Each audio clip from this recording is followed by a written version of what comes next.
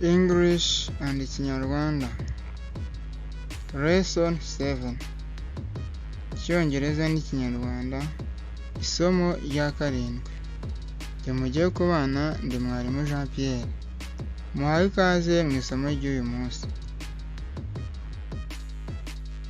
In the morning, mu gitondo. During the day, ku manywa.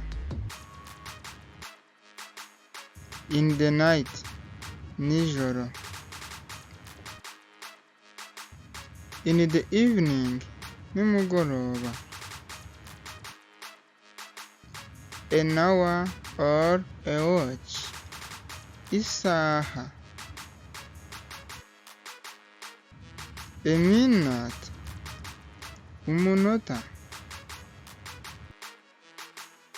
A second, isegonda. Half past 7, saa moya n'igice. 8 o'clock, saa mbiri zuzuye. 5 to 10, saa yine zibura 5. A quarter past 7, saa moya zirengaho iminota 7.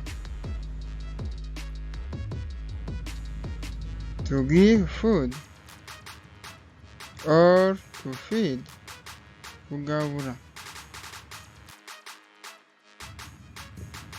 Go to bed, kuryama. Received, kwakira. Dress, put on, wear clothes, kwambara. Wash or clean oneself, gukaraba. Release oneself, kwituma. Wash one's body or take a shower, kwiyuhagira. Wash hands, gukaraba intoki.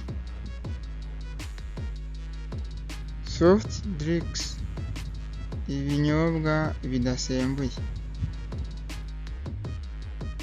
Alcoholic drinks, ibinyobwa bisembuye.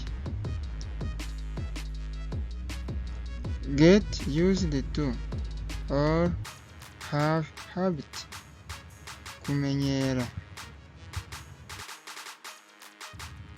Bring or take food to someone, kugemurira. Talk with, kuganira.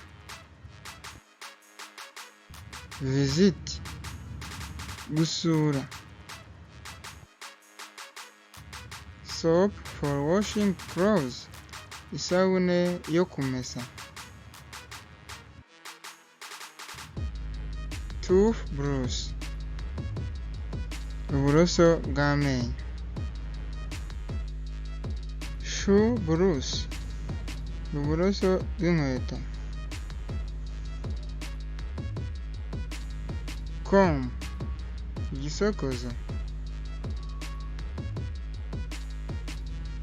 Body lotion, amavuta yo kwisiga. Match box, ikibiriti. Take you to be with me, mwakoze kubana nanjye. Mwabanye ndi mwarimu Jean Pierre. Reka dusubire mu isomo rya 8. Mbibutsa gukanda subscribe, share na comment. Amasomo yanjye ahoraho. Bwira inshuti zawe nazo zihugure mu bumenyi. Dusubire mu isomo rikurikira.